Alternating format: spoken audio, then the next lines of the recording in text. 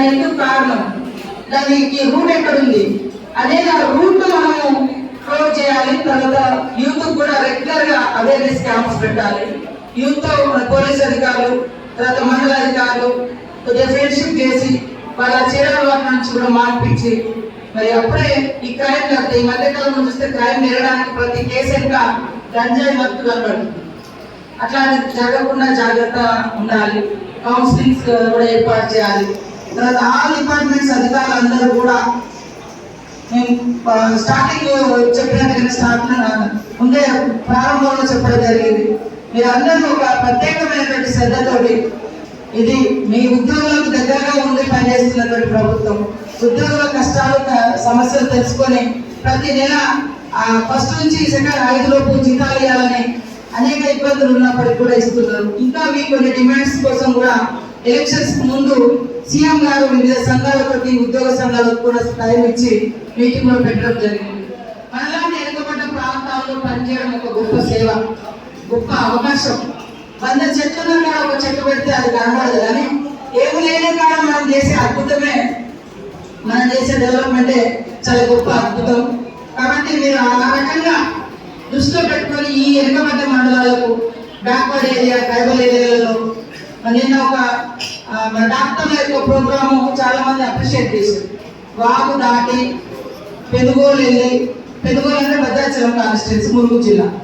నేను కూడా వెళ్ళిన కరోనా అప్పుడు ఫస్ట్ టైం మాకు భద్రాచలం కాన్స్టిట్యున్సీ 20 కిలోమీటర్ల లోపలికి వెళ్ళి వాళ్ళ ట్రీట్మెంట్ ఇచ్చేసి, అది జీవితంలో ఒక మర్చిపోలేనటువంటి గొప్ప సాటిస్ఫాక్షన్. మనం చాలా తృప్తినిస్తుంది. మన ఎస్పీ గారు కూడా పూర్ణాల సైడ్ వెళ్ళి ఆ పిల్లలతో ఇంటరాక్ట్ అయ్యి వాళ్ళకి కావాల్సిన కొంత సరుకులు ఏదో మన పద్ధతిలో వాళ్ళని మోటివేషన్ చేయడం, వాళ్ళకి కావాల్సింది అదొక సాటిస్ఫాక్షన్. పేద వాళ్ళు ఉన్న కాడ ఇలాంటి నిరాదరణకు దూరం అంటే ఇది ఉన్న కాడ చేయడం.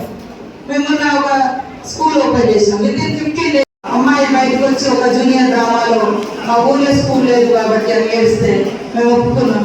ఒప్పుకోగానే ఇక్కడ కలెక్టర్ గారు నిధులు ఇచ్చారు. తర్వాత ఇంకొక స్వచ్ఛత సంస్థ కొంత ఒక డాక్టర్ చక్రవర్తి గారు వాళ్ళు కొంత హెల్ప్ చేసారు. ఎస్పీ గారు బాధ్యత తీసుకున్నారు. 15 days లో స్కూల్ కట్టి చాలా అద్భుతంగా ఇచ్చారు.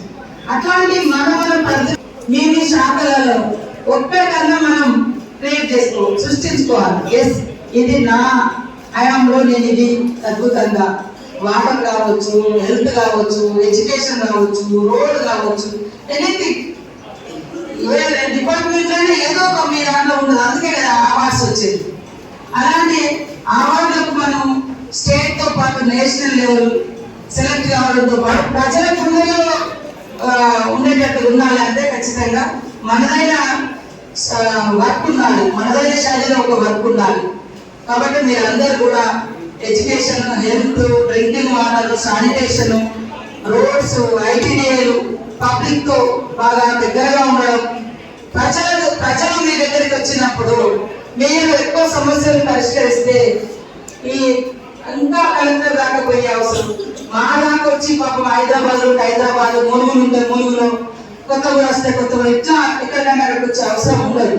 అంటే మీ పరిధిలో అయ్యే 10 సమస్యలు మీరు జెన్యున్ గా పరిష్కరించండి. అమ్మాయి ఇది కాదు అంటే కాదు, ఎందుకు కాదు, దానికి కారణం కూడా వాళ్ళకి వివరించండి. భూముల సమస్యలు వస్తున్నాయి, ఎక్కువ తగాదాలు వస్తున్నాయి పోలీస్ డిపార్ట్మెంట్ వారికి. అక్కడే సెంటర్ వెళ్ళాలి, అందరు పిలవాలి, ఆ మోకా మీదకి వెళ్ళి అక్కడ కొన్ని డిస్ప్యూట్స్ కూడా క్లియర్ చేసి రావాలి. అట్లా 10 సార్లు తిరగకుండా ఉంటారు. ఏదైనా పనులు వాళ్ళ హై పోస్ట్కి వచ్చేది. ఇప్పుడు రూల్స్ ఏం చెప్తున్నాయి, ఒకప్పుడు అంటే సరే వాళ్ళు లేకుండా